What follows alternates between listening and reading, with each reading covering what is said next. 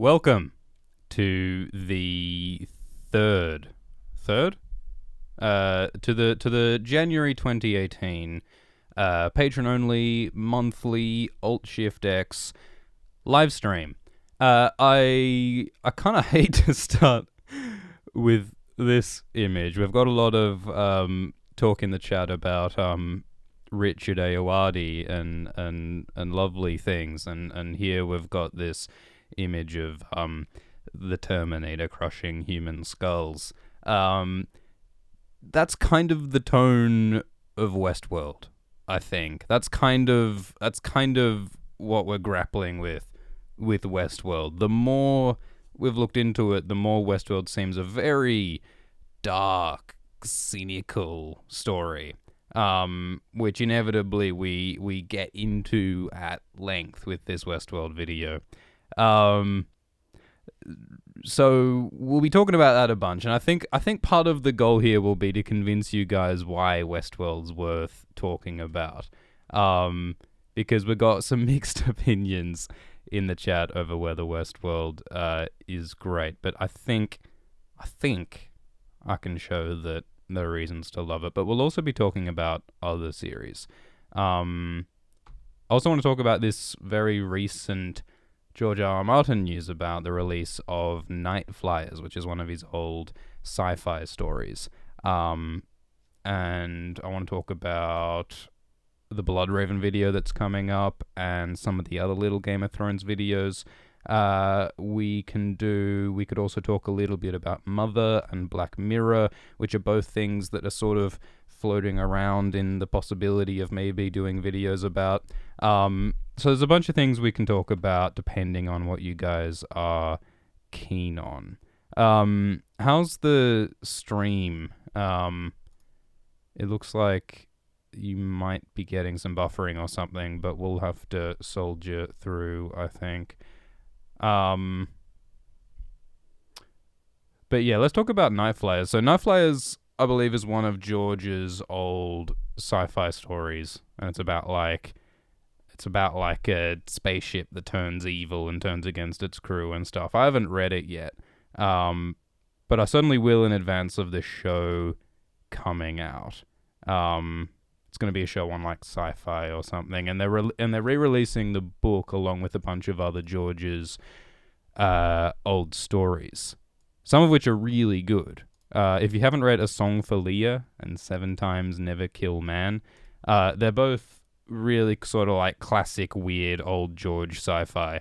Song for Leah is about like these psychics. Yeah, okay, mic dropped out. Is about like these psychics who investigate like this alien cult and get drawn into it, and it's all very emotional and mysterious and also very 80s. And 7 Times Never Kill Man is about like these Ewoks who are in conflict with like this militaristic cult, and it's got a lot of cool stuff going on as well. So I think this re-release will hopefully mean that a lot of people will reread these stories, and we could do some Alt Shift X videos about some of those old stories.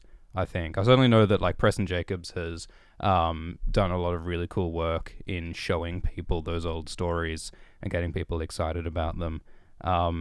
So maybe Night Flyers, when it comes out, there'll be more interest in that stuff as well. But should we jump right into Westworld? Because I feel like as soon as we jump into Westworld, we sort of will be going at it for a while, because there's so much to talk about there. Maybe we should just bite that bullet. Do you want to do that? Let's talk about Westworld. So, Westworld. A lot of people have noted that it is confusing. It is big. It is violent. It is dark. It's a whole lot of things. I think the main thing it is, I think the reason why we're doing an Alt Shift X video about it more than anything is that it is really ambitious. It's really trying to be something big. You can tell how hard it's trying from the number of times it's like, quoting Shakespeare and talking about God, which can all get a bit irritating. But the intent is there to tell a story that feels like it really means something. And I think in some ways Westworld succeeds, and in some ways it fails. But I think it's all the more admirable for trying to do something big and complicated. I think part of the reason I love it is because, or I love the ambitious parts of it, is about the way it uses characters' ideologies and ideas as motivations.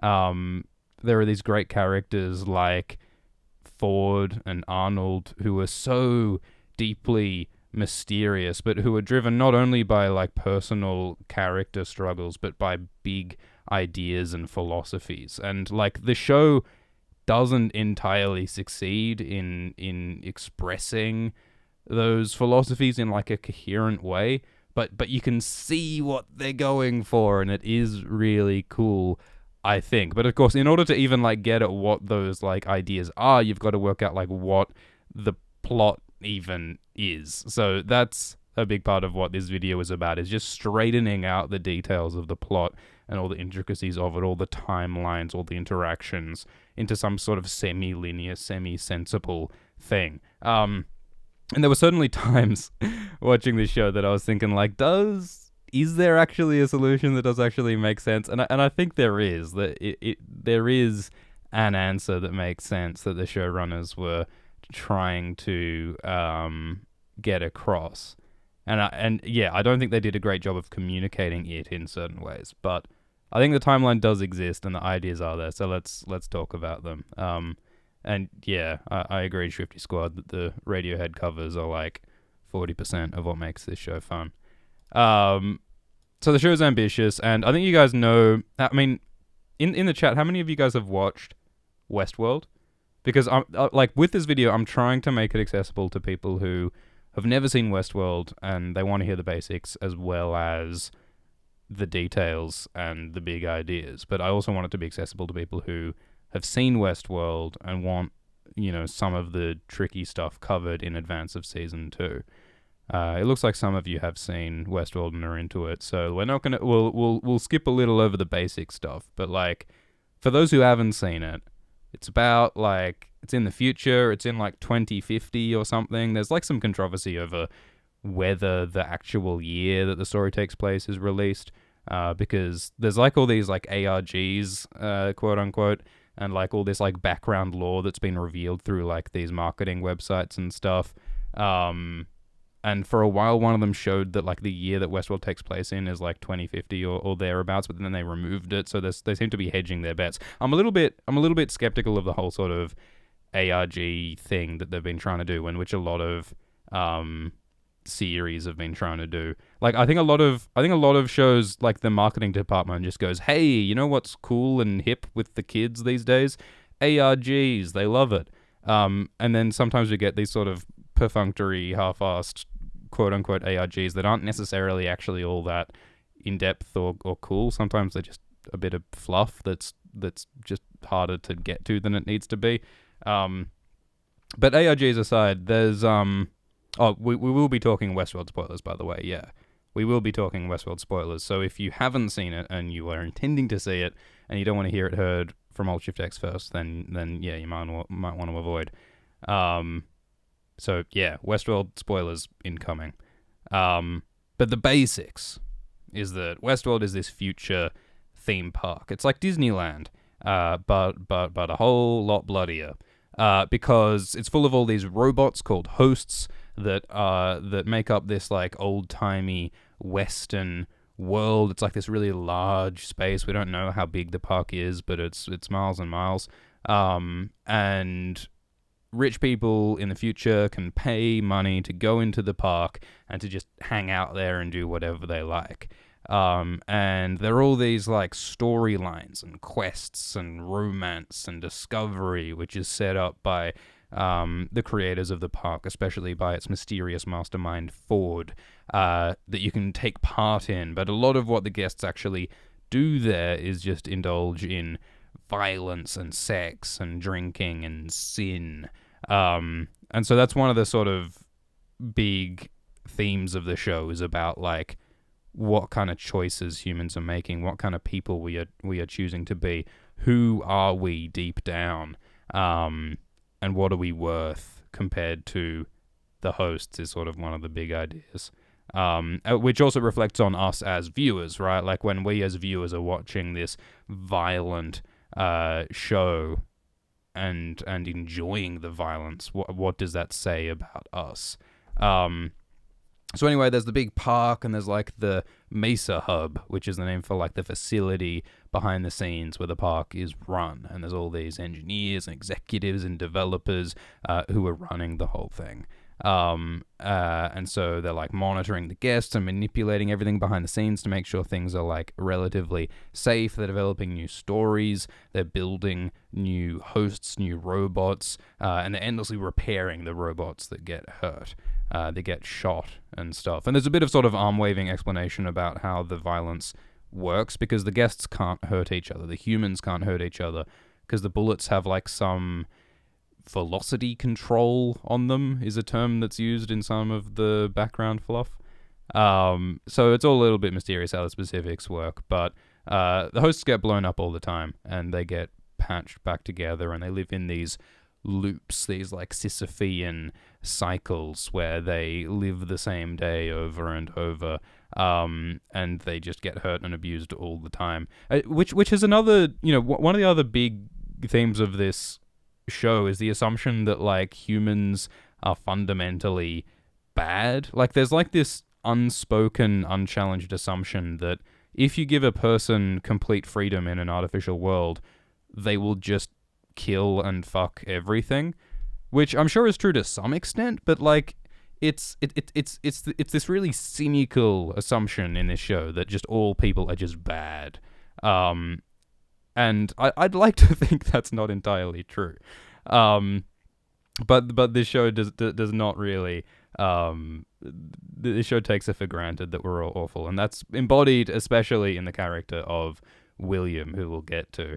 But really the most like the biggest human character, or the most explored human character, the main human character, is a guy whose whole story is essentially starting out as like an okay human being and then developing into just Satan on legs, just the absolute embodiment of the worst of humanity. So this show does not have many good things to say about people. And in the conclusion of this video, I sort of link that to some of the other big shows of the moment, like Black Mirror, like The Handmaid's Tale, which all are about looking at our future and looking at who we are, and ultimately saying, yeah, nah, no good. It seems like a lot of the big shows right now are just all about how humans have a dark future ahead of us, because deep down we are just all terrible. It's a really depressing year for television,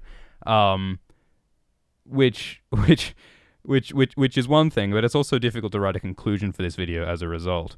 So I'm trying to communicate the cynicism at the heart of this show, but I'd also like to end the video with something other than wow, humans really suck. So because like what I'd like to end the video on is like talking about what might happen in season 2 in terms of like, ooh, there's Samurai World, ooh, these characters are alive and might do something. But it's kind of hard to say that after just having talked about how dark this show and other shows are. So still juggling with that. But anyway, so that's basically what Westworld is. It's a theme park with the robots, and the robots start coming alive. Surprise! It's like Jurassic Park. The robots, the dinosaurs, the caged human creations, they escape and they start to run amok, or whatever you might choose. And yeah, that's a good point, Shrifty Squad. So one of the other themes of this show is that at the same time that it looks at the darkness at the heart of humanity, it looks at the awakening consciousness and humanity in the hosts, in the robots. You've got these characters, Dolores and Maeve, who go through this awakening into becoming free, human-like people.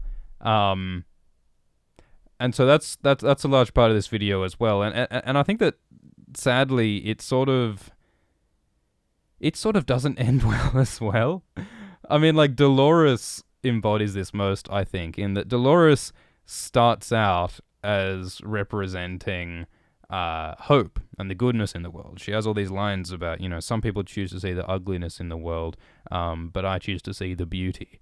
And she represents optimism. And throughout the series, though, she just has all these terrible experiences, and the person who she chooses to transform into when she wins her freedom at the end is a genocidal mass murderer by all indications. There's this figure of Wyatt, who is this bad guy character who the creators of the park were developing. And we later learn that the founder, Arnold, merged Dolores with the character of Wyatt in order to send her on this massacre that killed Arnold and others 35 years ago. And the point of Wyatt is just sort of to embody just this violent, destructive hatred. And so that sort of becomes part of Dolores's character and personality. And when she's freed at the end of the series, she then sort of presumably has the choice to, be whoever she wants to be. And yet she feels by the end of the series that the person who she must be is Wyatt. She chooses to re-embrace this violent, destructive figure at the end of the series, and the finale ends with Dolores perpetrating a massacre on innocent human beings. And we've got these shots in the Westworld Season 2 trailer of Dolores riding a horse. It looks like she's gunning down fleeing humans in a field, like just hunting them like sport, like some Planet of the Apes shit. Dolores really does not go in a good direction in this series. And in fact, I've got a small little mashup video comparing one of Dolores's speeches to Terminator. I've just chucked that in the chat now, so you can go and watch that. It's like a minute long. But it's just basically illustrating that what Dolores is talking about, and with this character of Wyatt that Dolores has embraced, it really is all about kill all humans, beep, beep, boop. And that's also in line with Ford's ideology, which we'll get to. We're sort of taking things all out of order. But the point is that, yeah, Dolores is in a bad place. But one of the good things about this series is the fact that it's founded on this history and like these ideologies of these two characters, Ford and Arnold. And it is only piecemeal, it's only vaguely, it's only bit by bit that we learn about these characters. But they do have a really cool origin story. So let's tell the origin story of Westworld. So it starts with Ford and Arnold in this park. And they develop these robots who can pass the Turing test, and they are thinking of developing this Westworld Western theme park. But they have different belief systems. Arnold believes that the hosts have the potential to be conscious and free, and he believes they should be conscious and free. Arnold likes the hosts more than he likes humans. Arnold seems like a very sort of melancholic, sad figure, partly because he just lost his son. Arnold had a son called Charlie, who was like 7 and who died of some illness, apparently. Which, come to think of it, sort of contradicts one of the other ideas of the series, because Ford tells us in this series about how the future is so advanced in this show that they can cure any disease and like lengthen human life for ages. And although admittedly I suppose he says that 30 years after the business with Charlie and Arnold, but whatever. So Arnold has like this tragic backstory on losing his son Charlie, and he has this really cynical view of humans, while Ford, in contrast, is really positive about humanity, or more positive about humanity. He believes in human potential, the potential to become greater, and he believes in the power of stories to make humans greater. And so that is Ford's aim with Westworld, initially. He wants to create this park full of these robots as a way to give humans stories to tell and to engage with their true beings, give them the freedom to express their true selves and to become greater as a result. But spoiler, that's not how it turns out. When the park does open and people start using it, Ford sees that the park becomes a prison of our own sins, he says, where people like Logan and William are just indulging in just violence and sex and terrible things. And so, as a result, over the decades of Ford seeing his dream corrupted in this way, Ford changes his mind and decides that, well, Arnold was right. Humans are a bit shit, and robots are better, is basically what Ford realizes. And that parallels the transformation of the character William from young, optimistic, positive William into the evil man in black. So, like, there are multiple parallel storylines in this show, which are all about this cynical slide of humanity from the positive into something negative and irredeemable. But anyway, those 35 years ago, so, like, Arnold wanted the host to become conscious, and he had this whole complicated philosophical set of ideas behind how he wanted to make the hosts conscious. He was into a theory called the bicameral mind, which is actually a real-world theory. I like how they bring real-world ideas into this. The bicameral mind is this idea that prehistoric humans millennia ago heard their consciousness, their inner thoughts, as a voice in their head, and they thought that voice in their head was the voice of the gods, or it was some kind of like external voice. But eventually, prehistoric humans realized, oh, that voice in my head, that's me. That's my internal monologue. And when they realized that, that's when they became self-aware. And the guy who was into this theory in the real world, he actually claimed that humans only like made that realization like quite recently, like something like 6 or 10,000 years ago or something. He said that like Homer and the Iliad and all of those stories are like the very beginning of humans becoming self-aware or something like that. So the theory is a bit like wacky and fringe, and it's not widely believed anymore. And that's acknowledged in the show. But the show says, all right, well, here's this old theory, this idea of voices leading to consciousness. And the idea is that the character Arnold applied this real-world obsolete theory as a sort of a model to make his robots conscious for real. So he gave his robots their programming as a voice in their head. And he was hoping that after they've been hearing their programming in their head for a long time, eventually their own internal real voice would take over and they'd become self-aware. Which, if you think about it carefully, I don't think actually makes sense in the way that the bicameral mind theory makes sense. But it's still a cool idea, and it's cool to have this term, the bicameral mind, and it's cool as a mechanic in the show, because throughout the show you have characters, especially Dolores, hearing the voice of Arnold or the voice of Ford in their head, which they interpret as like the voice of the creator, the god, but eventually they realize that it was their own voice and their own consciousness all along, which I think is really cool as a device in the story. Project 70 in the chat suggests that mistaking an internal voice for an external voice is similar to schizophrenia as well, which is a cool thing to point out. I mean, the show also makes a connection like that. Ford in the show says that, well, you know, the other kinds of people who hear the voice of God and act on it, the other kinds of people who do that are crazy people, ill people, people who think they're hearing voices. It's not always a sign of it's not a sign of a well-functioning mind. And the show does sort of play with that a little bit. Like a lot of the attempts that the hosts make towards becoming conscious are kind of indistinguishable from malfunctioning. That's how the employees at Westworld understand the aberrant host behavior at first. They think that, well, this is a robot going wrong, when we know that actually it's a host trying to achieve consciousness. But there are certainly pitfalls and potentials for failure along the way. Arnold imagined the road to consciousness originally as a pyramid, as though it's like a 3-step process. You go dup, dup, dup, and then you reach the top of the pyramid, and then you're conscious. Yay. But one of his realizations in the story was that consciousness, the road to consciousness, is more like a maze, because you go one step forward, two steps back, you go roundy, windy, roundy, you can accidentally spiral off the edge and go crazy. Consciousness is labyrinthine and complex and confusing, and it's hard to find the correct path. It's not as simple as a pyramid.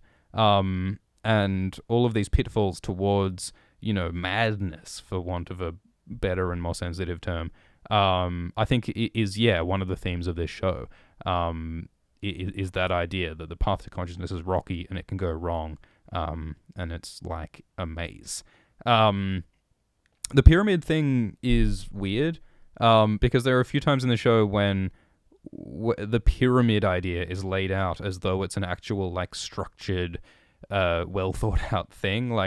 There's a few times when we're told that the pyramid, it's like this 3-step or 4-step process, depending on who you ask, that starts with memory. First, a host attains memory, and then a host attains improvisation, and then a host attains self-interest, and then a host attains suffering, is sort of implied to be the last big step. And the show never really... I don't think the show does a good job of linking those sort of 4 stages into the actual progression of the hosts in the story. And I think the show doesn't quite flesh out the whole pyramid thing properly. There are lots of... That's the thing about the show. It tries so hard to reach for all of these great ambitious ideas, but it doesn't quite get there. Almost as though the show's attempt to be profound is a maze-like journey, just like the hosts trying to achieve consciousness. I'm hoping that some of this is making sense to some people, by the way, and it's not an incomprehensible ramble. But that's what happens sometimes when you're talking about Westworld, is that it becomes confusing. But the goal of this video was to lay everything out. So those were the ideas: the maze, the pyramid, the bicameral mind, humans being bad, humans being good. It was that sort of swirl of concepts which formed the ideological basis of Westworld in the beginning. And I think that it's really cool that there's a mainstream popular show that is using tricky ideas as a way to propel character motivations. I think that's cool. And yeah, you're right, Gemma, in the chat. That it's a hell of a big concept to try and cover in one season, and it's also a hell of a concept to try to explain in a non-linear way, in a way that's spread throughout the season in different time periods, and you're only dripped little bits of information over time. Exactly, Kelly. It's hard to grasp these big ideas that are going on in the background when it's hard enough to grasp the basics of, hold on, which characters are robots and which ones are humans? Which characters are actually secretly other characters? William is actually the Man in Black. Bernard is actually Arnold. Dolores is actually sort of Wyatt. It's a mess. So I'm trying to lay out those basics in this video, as well as trying to get into the highfalutin philosophical ideas. And it's also perhaps maybe giving them too much credit to even call these philosophical ideas necessarily. We don't need to get too swept up in it. It's I don't know if this qualifies as philosophy, but they are cool ideas, and they're about the mind, and they're about human nature and psychology, and they are cool to think about. Yeah, Shrifty Squad suggests that the cool plot devices are almost like a distraction that sort of get in the way of the philosophical ideas, and I agree with that. I think that Westworld, this might have been a better season if it took things a little more simply and linearly and easily. I think that it unnecessarily complicates itself.